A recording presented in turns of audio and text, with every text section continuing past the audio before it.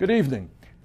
Before I respond to President Trump's speech and what he said tonight, I wanted to say a few words about what he didn't say, because when you analyze a speech, sometimes what is more important is what somebody does not say as opposed to what they actually say.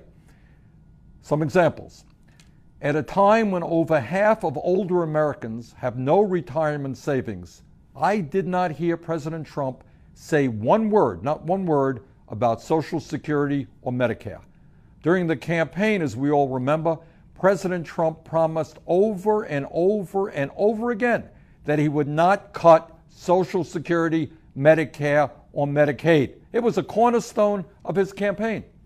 But in his first address to the nation, he didn't even mention Social Security or Medicare once, not a single time. Even worse, President Trump has proposed a massive cut to Medicaid, massive cut, threatening the nursing home care of millions of senior citizens and the health care of many, many of our children. I urge President Trump, keep your promises. Tell the American people, tweet to the American people that you will not cut Social Security, Medicare, and Medicaid. Further, I did not hear President Trump tonight mention the words income and wealth inequality, or the fact that we now have the widest gap between the very rich and everyone else since the 1920s. I did not hear President Trump mention the fact that as a result of the disastrous Citizens United Supreme Court decision, a 5-4 decision, we now have a corrupt campaign finance system that is allowing billionaires to buy elections and undermine American democracy. How could you give a speech to the nation and not talk about that enormously important issue? Furthermore, not only did President Trump not mention the issue of voter suppression, what Republican governors are doing all over this country to make it harder for people to participate in our democracy, but the truth of the matter is his administration is now working overtime with Republican governors to make it harder for young people, low-income people, senior citizens, and people of color to vote. That is an outrage. Perhaps most astoundingly, at a time when the scientific community is virtually unanimous in telling us that climate change is real, that it is caused by human activity, that it is already causing devastating problems in our country and all over the world, I did not hear President Trump say one word, not one word, about the need to combat climate change, the greatest environmental threat facing our planet. Not only did he not mention climate change, he pledged to increase our dependency on fossil fuels. Furthermore, at a time when we have more people in jail than any other country on earth, disproportionately African American, Latino, Native American, I did not hear President Trump say one word about how he was going to fix a broken criminal justice system. Yes, we must support the hard work of men and women in the police departments and the sheriff's departments all over this country. But we must end also the disgrace of having more people in jail than any other country on earth. Furthermore, at a time when we need the best educated workforce in the world to compete in a highly competitive global economy, I did not hear President Trump say one word, not one word, about the need to lower the cost of college and to do what countries all over the world are doing, and that is to make public colleges and universities tuition free. It's an enormously important issue, impacting millions of families throughout this country. Not one word about making colleges more affordable, not one word about addressing the crisis of student debt. During his campaign, President Trump told us that he was going to take on Wall Street and drain the swamp. Remember that? He was going to drain the swamp.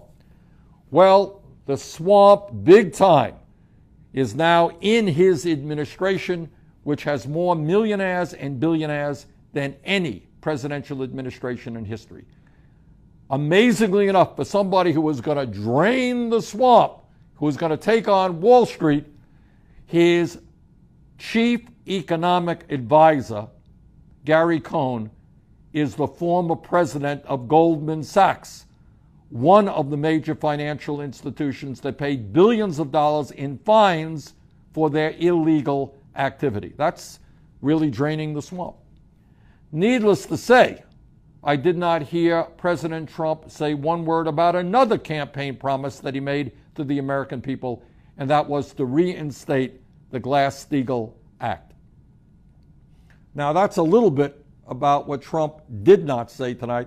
Let me just say a few words about what he did say. The truth is that some of what President Trump said tonight, it sounds good on the surface. But it doesn't sound so good if you dig just a little deeper beneath the surface.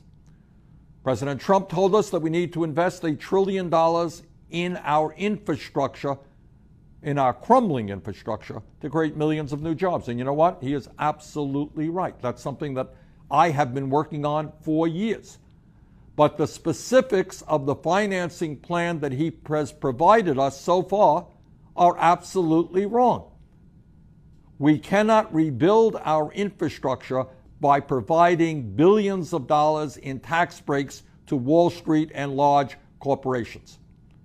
Donald Trump said tonight that we need to promote clean air and clean water. And to be very honest with you, because I was only a few feet away from the president, I had a difficult time not laughing out loud when he said that. Because on this very, very day, he signed an executive order rolling back President Obama's clean water rules and has appointed the most anti-environmental EPA administrator in our nation's history. President Trump said tonight that he wants to substantially increase funding for the Pentagon. What he didn't say tonight is that he will come up with that $84 billion in increased funding for the Pentagon by slashing programs that benefit the working people of this country, that benefit the elderly, that benefit the children, the sick, and the poor. Now, here's the truth. At a time when our country spends more on defense than the next 12 countries combined, when virtually every major defense contractor has committed fraud and has had to pay fines to the federal government for their fraudulent activity, at a time when the Pentagon has buried evidence of $125 billion in bureaucratic waste, President Trump wants to increase defense spending by $84 billion over the next year and a half. And let me be very clear in stating that I think those priorities are wrong. We should not be cutting massively programs for people in need and then significantly expanding spending for the military. And let's be also clear. The $84 billion that President Trump wants to pump into the bloated Pentagon budget could, just as one example, provide free tuition at every public college and university in this country and begin to reduce the crushing burden of student debt in America. That is a choice.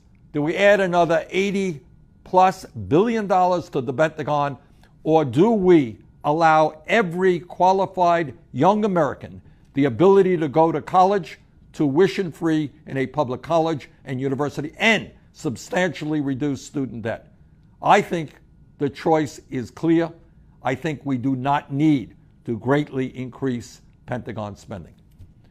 And while President Trump wants to slash programs that the elderly, the children, the sick, and the poorest Americans desperately rely on, he also thinks that it is a great idea to provide nearly $3 trillion in tax breaks to the top 1%.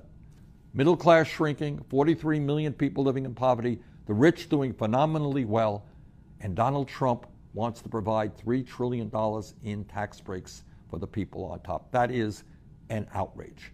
Furthermore, President Trump claimed tonight that American corporations pay the highest tax rates in the world. We're going to have to lower substantially tax rates on large corporations. What he said is untrue, not true. According to the Government Accountability Office, one out of five large profitable corporations pays nothing, zero in federal income tax. Today, we are losing $100 billion in revenue every year because corporations are stashing their cash in the Cayman Islands and other offshore tax havens. These corporations don't need a tax cut. They need to start paying their fair share of taxes. Tonight, President Trump once again made it clear that he plans on working with Republicans in Congress who want to repeal the Affordable Care Act, throw 20 million Americans off of health insurance, privatize Medicare, make massive cuts in Medicaid, raise the cost of prescription drugs for seniors, eliminate funding for Planned Parenthood, while at the same time he wants to give yet another massive tax break to the wealthiest Americans, which is what would happen if the Affordable Care Act were repealed. As he did during his campaign, Donald Trump claimed that he would bring down the cost of prescription drugs. A few weeks ago, he even said that the pharmaceutical industry was, quote, getting away with murder, end quote. But if Donald Trump really wanted to take on the pharmaceutical industry, he would have told his Republican friends in the House and the Senate to pass legislation which I introduced today with 20 senators, allowing Americans to import safe, low-cost medicine from Canada. We should not have to pay the highest prices in the world for the medicine we use. Since the beginning of this year, we have seen unprecedented grassroots energy from Maine to California. Last week, at Republican town hall meetings across the country and at more than 150 rallies that took place from coast to coast, the American people sent a clear message about what they expect from Congress. As a result, the Republicans are getting very, very worried. They're not so cocky anymore about simply repealing Obamacare. And they should be worried because the American people are standing up. And what they are saying loudly and clearly is, no, you're not going to repeal the Affordable Care Act. No, you're not going to destroy it. You are going to improve it. And in my view, what we must be doing right now is not only defending the Affordable Care Act, not only improving the Affordable Care Act, we have got to move forward to join the rest of the industrialized world and guarantee health care to all people as a right, not a privilege.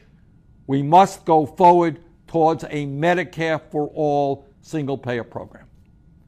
But defeating these attempts to destroy the Affordable Care Act and transfer even more of our nation's wealth to Donald Trump and his billionaire friends is going to take all of us coming together and making our voices heard. Those of you who attended rallies or town hall meetings, keep showing up, keep calling Congress, and continue the fight.